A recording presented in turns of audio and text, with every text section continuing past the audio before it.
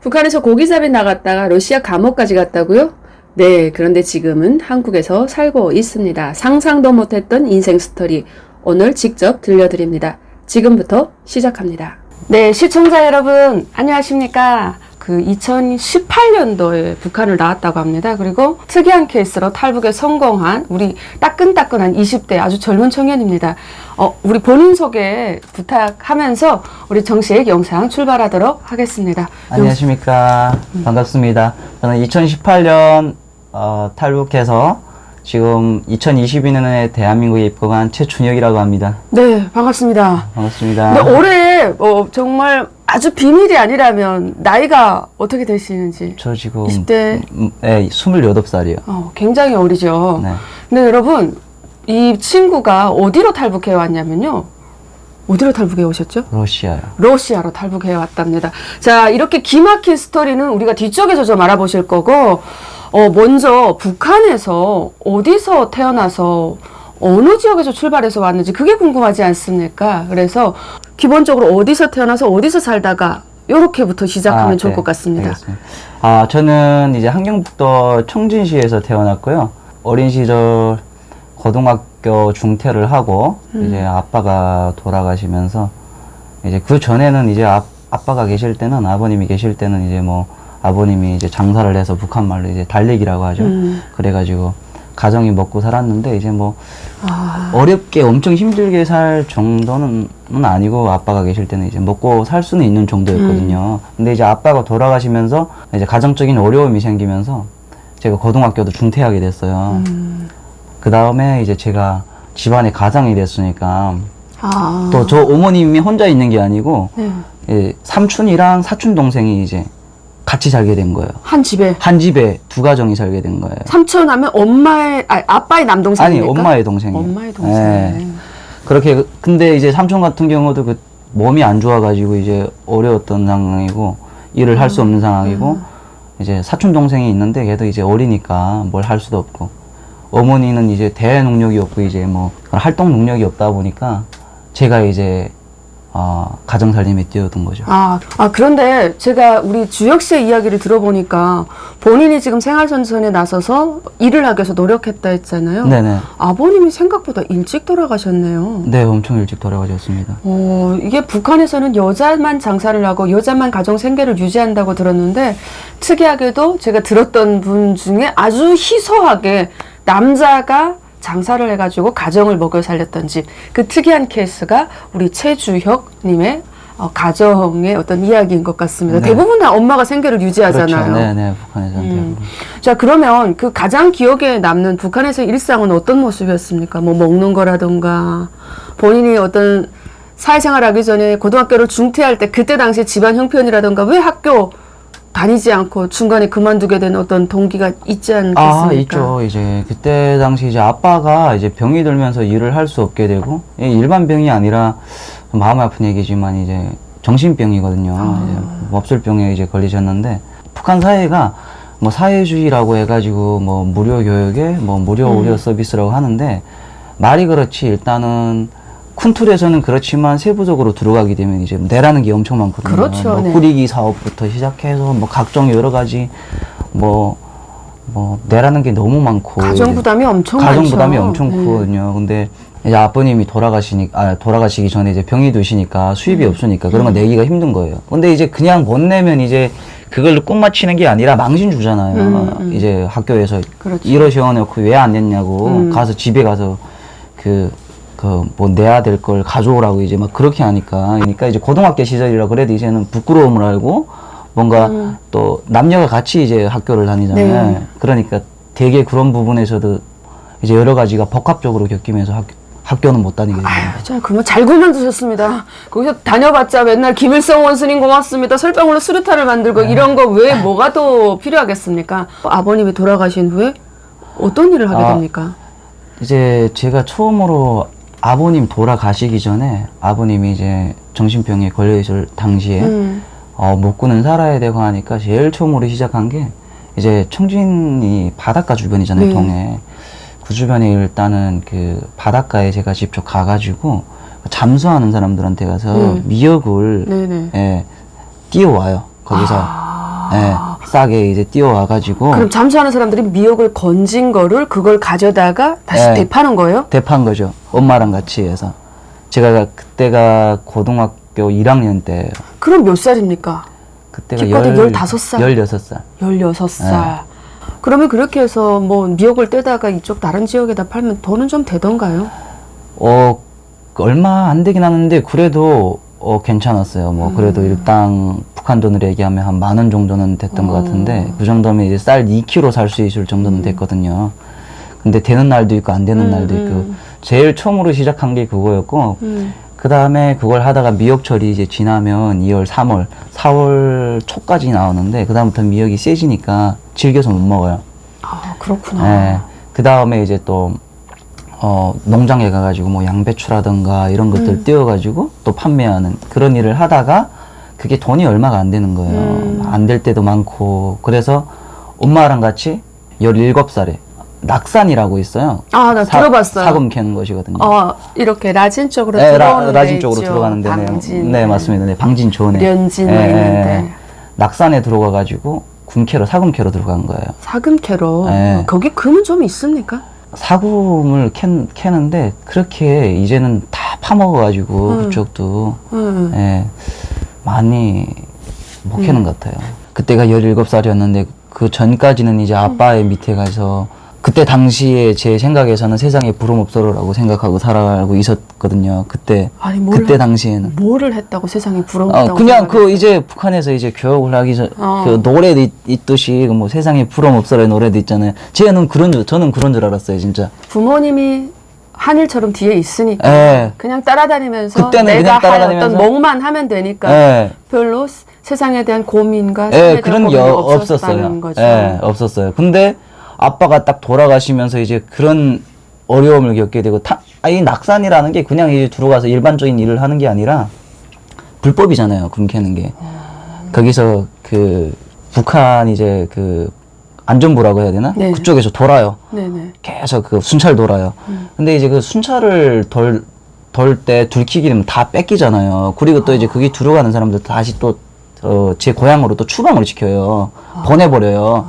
그래서 사금을 캐가지고는 그게 사금 돌이랑 이렇게 모래 같은 거를 나르는데 그게 한 요만큼이라도 한 40kg, 50kg, 40kg씩 되거든요. 근데 그게 제가 그때 17살에 그걸 메고 안전원들이 쫓을 때는 그걸 메고 산 쪽으로 해가지고 가수원 쪽으로 막 달려야 되는데 근데 그게 진짜 죽을 것 같더라고요. 한 12시간씩 일하는데 처음 그렇게 육체적인 부담을 가지니까 40kg가 엄청 무겁죠. 네, 그때도 뭐 지금도 제가 몸이 말라야지만 그때는 골격도 더 작았고 더 어린 나이고 그래가지고 3개월 버티다가 더는 못하겠더라고요. 그래가지고 어디로 갑니까? 그 다음에 다시 집으로 와가지고 탄강에 간 거예요. 이번에. 탄강에. 네, 청진이라든가 아랫부분들 지역들에서 바다이라고 아니면 뭐 이제 북한에서 달리기라고 하잖아요. 물건 띄어서 파는 거 장사 빼고는 뭐 일이 없잖아요. 거기는 공장이 돌아가는 게 돌아다녀도 이제 뭐 돈 주는 것도 없으니까 그렇죠. 뭐 담배 한 갑 살 돈도 안 되니까. 저는 근데 이쯤에서 궁금한 게 본인이 청년동맹 생활을 하잖아요. 네. 그러면 뭐 금캐러 가거나 또 탄강에 들어가 일을 하거나 이럴 때 다 청년동맹에서 뭐 오라가라 하면서 조직 생활을 좀 시키던가요? 그게 이제 원래는 청년동맹 생활을 해야 되는데 제가 학교를 안 다니잖아요. 네. 근데 이제 탄강 일을 할 때도 군대 갈 나이가 돼서 고등학교 졸업해서도 이제 군대를 만약에 안 가게 되면 청년동맹에서 붙들러 와요. 그러니까요. 붙들러 와는 게 그냥 붙들어서 얘가 안 갔냐가 아니라 돌격대라고 북한에서 건설하는 데다 내보내버려요. 강제로 내보내죠. 강제로 내보내버려요. 거기 어떻게 안 잡히셨네요. 끝까지 피해 다니면서 안 잡혔죠. 그리고 끝까지 피해서. 아버님이 돌아가시고 나는 엄마를 부양해야 된다. 오면 좀 대화가 되는 사람한테는 담배 몇 갑 줘서 보내고 그렇게 해가지고 피했던 거죠. 피해 다닌 거예요. 그럼 이쯤에서 제가 궁금한 게 일반적으로 북한에서 살던 젊은 청년들은 야 오라 그러면 수동적으로 어쩔 수 없는 내가 부모님을 부양하는 환경에 처했을지라도 이건 국가가 나를 부르기 때문에 너 돌격대 가 그러면 우리는 끌려가는 어떤 수동적인 방식의 교육과 환경 밑에서 자랐잖아요. 나는 군대 가면 안 되겠다. 난 끝까지 남아서 사회에서 부모님을 부양해야겠다. 군대 가면 난 죽음이다라는 걸 어떻게 깨우쳤나요? 아니면 어머니에 대한 사랑이 넘쳐서 난 군대 안 가겠다고 거부했나요? 사실 군대 안 가는 게 진리긴 한데 모든 사람들이 그렇게 생각하진 않는단 말이에요. 그렇죠. 근데 제가 그때 당시 어린 시절에 무슨 뭐 북한에 대한 사상 교육이 넘쳐나서 그런지는 모르겠지만, 근데 아마 엄마에 대한 애정이 더 커서 그랬던 것 같아요. 뭐 북한에서는 흔히들 그러잖아요. 군대 갔다 와야 사람 된다. 예, 군대 갔다 와야 출세할 수 있는 그런 기회가 이런 뭐 맞습니다. 당원이 되고 뭐 이제 그런 것들을 알긴 하지만, 제가 이제 그때 17, 18 그때부터도 사회가 군대 가서 10년을 군사복무를 하고 돌아와서 배출돼서 이제 사회생활 시작해서 뭐 결혼도 하고 해야 되잖아요.